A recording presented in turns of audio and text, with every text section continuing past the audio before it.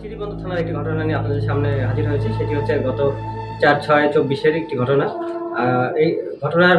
যারা ভিকটিম এবং যারা আসামি প্রত্যেকের বাড়ি সৈয়দপুর, তারা পরস্পরের পরিচিত।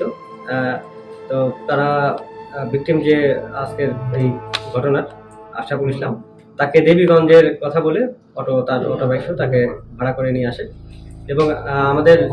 চিরিবন্দর থানার 3 নং ফতেজংপুর ইউনিয়নের যোত রঘু গ্রামের একটি ফাঁকা রাস্তায় নিয়ে এসে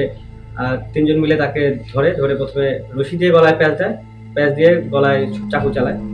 উপর্যুপরি চাকু চালিয়ে তাকে পাশের খেতে ফেলে রেখে যায় এবং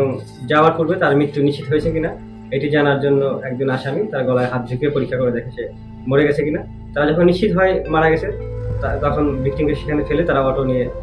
দিনাজপুর সদর চলে এসে অটোটি আর মোহাম্মদ আরিফ নামে একজনের কাছে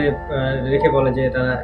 মেডিকেলে যাচ্ছে, কিছুক্ষণ পরে অটোটি নিয়ে যাবে, এইরকম একটি কথা বলে তার কাছে রেখে যায় এবং ব্যাটারিগুলা আমাদের দিনাজপুরের সদরেই ভাঙ্গারির দোকান তারা বিক্রি করে 39,000 টাকাতে তারা বিক্রি করে এবং সেই বিক্রি লব্ধ অর্থ তারা আমাদের গ্রেপ্তারকৃত যে আসামি তার স্বীকারোক্তি মতে মকসুদুল ইসলাম সে 9,000 টাকা পায়, আলামিন 9,000 এবং বাবু অবশিষ্ট টাকাগুলো সে নিয়ে তারা আত্মগোপন করে। এবং মজার বিষয়টা হচ্ছে যে এরা সবাই কিন্তু পরস্পর পরিচিত এবং এর মধ্যে একজন অটো চালক রয়েছে, তারই সহকর্মী, একজন ড্রাম ট্রাক চালায় এবং একজন পুরাতন মোবাইল ব্যবসা করে, এটা আমরা তাদের জিজ্ঞাসাবাদে জেনেছি। তো এবং পরস্পর একই গ্রামের বাড়ি, পূর্ব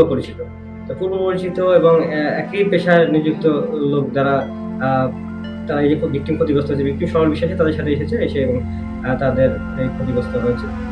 তো আমাদের যে সুখের বিষয় হচ্ছে ভিকটিমকে আমরা জীবিত অবস্থায় পেয়েছি। ভিকটিম